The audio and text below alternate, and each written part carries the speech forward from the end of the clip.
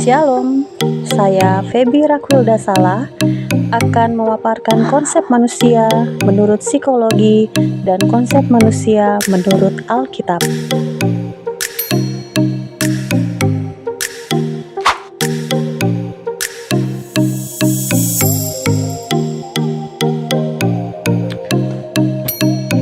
Sebelum itu, mari kita dengar pengertian tentang manusia.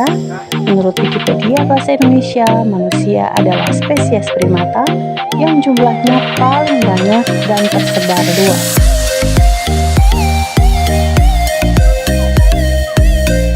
Bahkan dikatakan manusia adalah sejenis kera besar yang dicirikan oleh gaya berjalan dua kaki dan kemampuan kognitif yang mumpuni.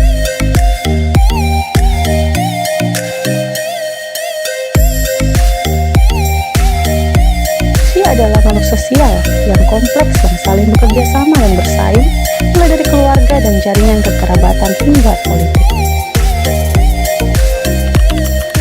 Konsep manusia menurut psikologi.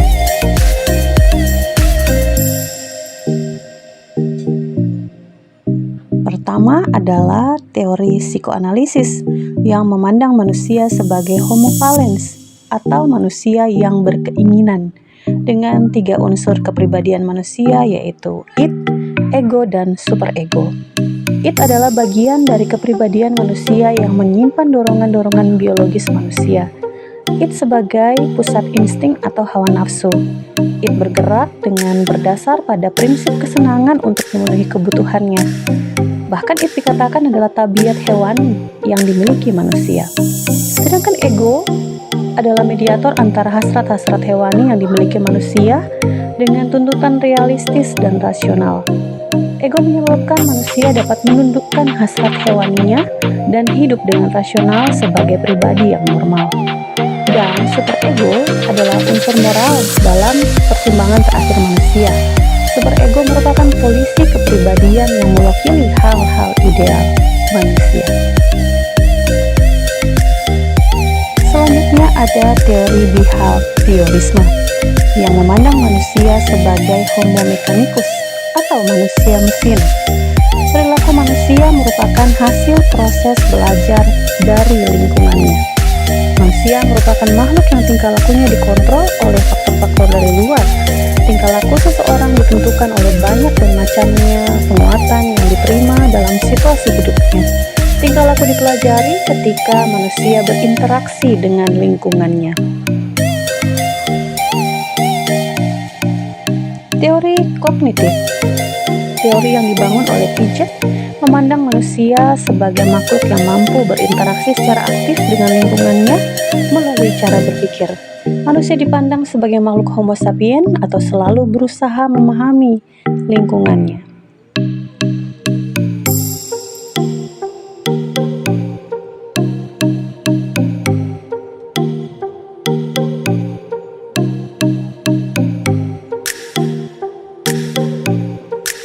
Selanjutnya, teori humanisme yang fokus kepada kemampuan diri manusia dengan 5 kebutuhan dasar, yakni kebutuhan fisik, rasa aman, dicintai dan mencintai, kebutuhan ingin dihargai, dan kebutuhan aktualisasi diri.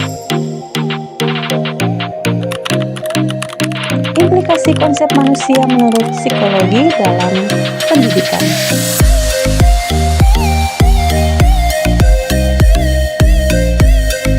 Dengan mempelajari konsep manusia menurut psikologi, guru dapat menyusun pembelajaran yang berpusat pada siswa, pembelajaran yang menyenangkan, dan pentingnya pembelajaran yang mengutamakan interaksi dan keterampilan sosial.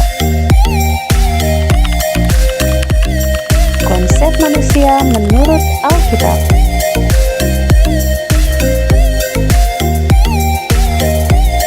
Menurut Kejadian 1 ayat 26-27, manusia diciptakan oleh Allah menurut gambar dan rupa Allah. Manusia merupakan hasil karyanya yang diciptakan sangat unik.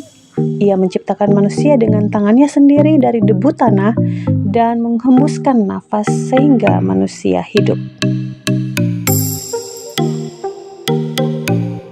Ada 3 hal dalam konsep manusia menurut Alkitab. Yang pertama, dualitas manusia. Alkitab menggambarkan manusia sebagai makhluk yang memiliki dimensi rohani dan jasmani.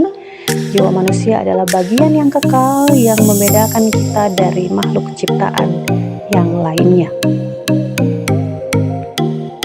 Yang kedua, kebebasan memilih. Allah memberikan manusia kebebasan untuk memilih antara yang baik dan yang jahat. Kebebasan ini merupakan anugerah sekaligus tanggung jawab besar. Yang ketiga, hubungan dengan Allah. Tujuan utama keberadaan manusia adalah untuk memiliki hubungan yang intim dengan Allah penciptanya.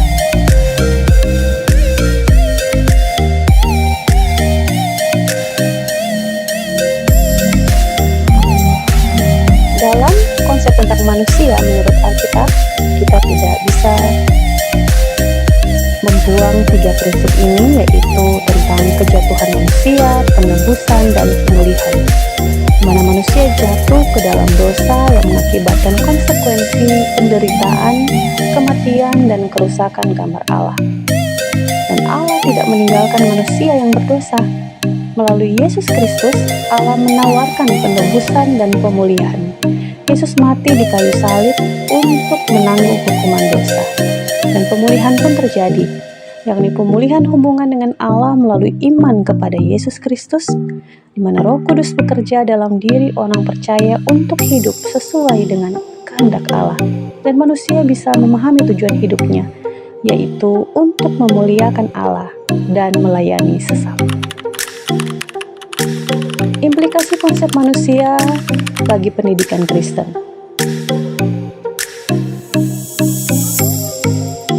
Yang pertama adalah pendidikan yang holistik. Pendidikan Kristen harus memperhatikan seluruh aspek kehidupan manusia, yaitu dimensi rohani, intelektual, sosial, dan emosional.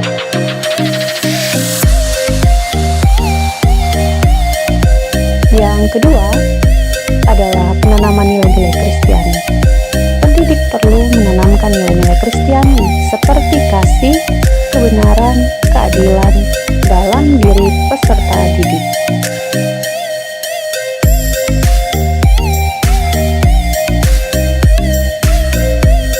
Selanjutnya, dalam pembelajaran pun diutamakan adalah pengembangan karakter.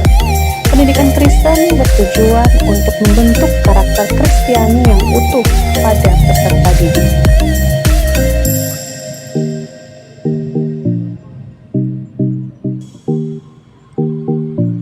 Dan selanjutnya, panggilan untuk melayani.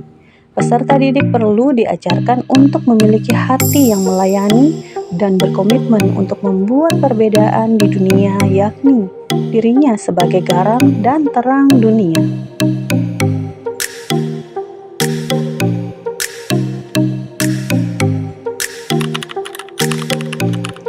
Kesimpulan.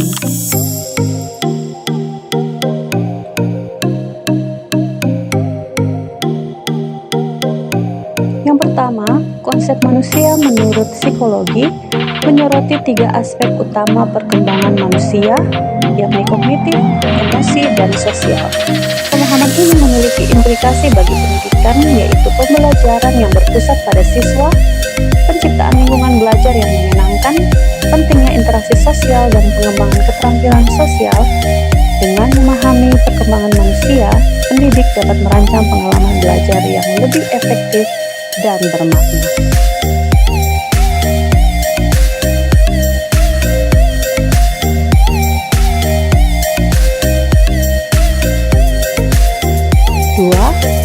Alkitab melihat manusia sebagai ciptaan istimewa Allah dengan nilai dan tujuan yang tinggi.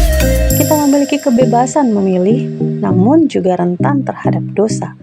Terhadap kejatuhan manusia, Allah menawarkan penebusan melalui Yesus Kristus. Dengan memahami konsep manusia, pendidikan Kristen harus memahami pemahaman kasih dan karya Allah yang agung sepanjang sejarah, dan juga bagaimana peserta didik dapat mengerti bahwa dirinya memiliki tujuan hidup, yaitu untuk memuliakan Allah dan melayani sesama.